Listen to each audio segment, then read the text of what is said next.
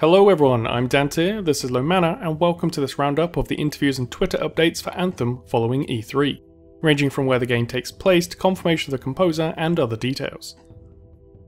We'll start things off by looking at a post-E3 interview that gives us an answer to some of the larger questions and discussions taking place in the fledgling community.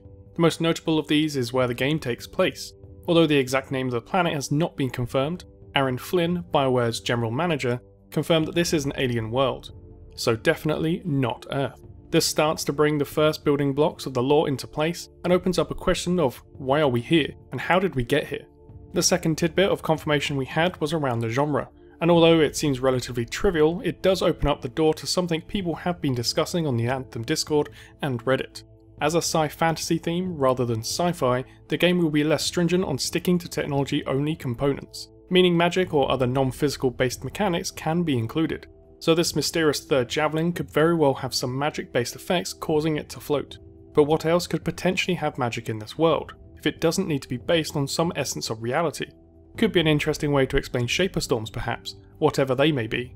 Another interview was conducted by Jeff Keighley with Jonathan Warner, the game director of Anthem, and for the most part they covered aspects mentioned within the reveal trailer, with a few refinements, such as confirming the hub location as Fort Tarsis, where you can customize your exosuits, pick up quests and other activities. Alongside this, John also confirmed that this campaign is playable both solo and with a group of friends, up to a group of 4 as we saw in the reveal and as can be seen on the Anthem homepage. Rather than recover all the information here, we will link to the full interview in the description below, along with all other references, so take a few minutes to watch that if you haven't already. Lastly, in this interview I just wanted to mention the story content of the game. The story is supposed to mirror a traditional BioWare style story, which itself gives hope to a rich world to explore, only this time with friends. However, we also know that Anthem has a 10-year plan in place, so although it may have a fully fleshed out story you can play through, it will be interesting to see how this opens up once it's complete. I suspect it technically never does, and that each endgame component fits into how the story is completed.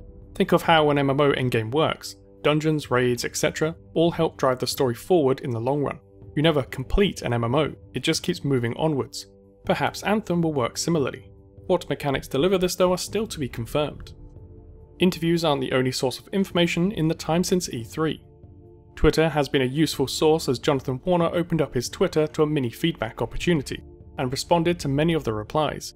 How the game demo ran was up for much debate immediately following the reveal, but John confirmed that this is an active demo that for the reveal was running on the Xbox One X. Having spoken to a few of the devs ourselves, they echo this, adding that for the reveal an overtuned version was running, so don't expect to one-shot everything like Michelle does. He confirmed that the entire game is solo player friendly. What this means in terms of endgame we have no idea, but it's good that the game will still be compelling for those who like to experience in-depth stories alone without being left out. Certainly something that chimes with many fans that BioWare has collected over the years. But if we do see raids of some kind, this may only take you so far. Another observation from the reveal is the perspectives, the way in which you view the world. The reveal starts in first person, but then switches when you're in your exosuit outside of the fort to third person.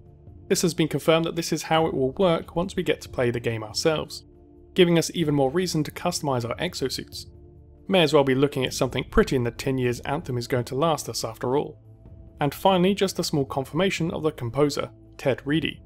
So for those of you interested in the scores of music used within the game, it's in safe hands. Ted has previously been involved in the music of Dragon Age Inquisition, in addition to a large selection of films and TV shows.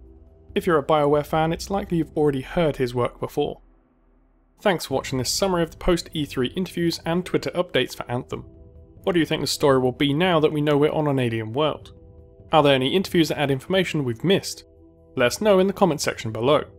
If you enjoyed this video, please hit that like button, subscribe if you haven't already, and hit that bell for notifications on new videos covering Anthem, Destiny and Overwatch. Until next time, I've been Dantier, thanks for watching.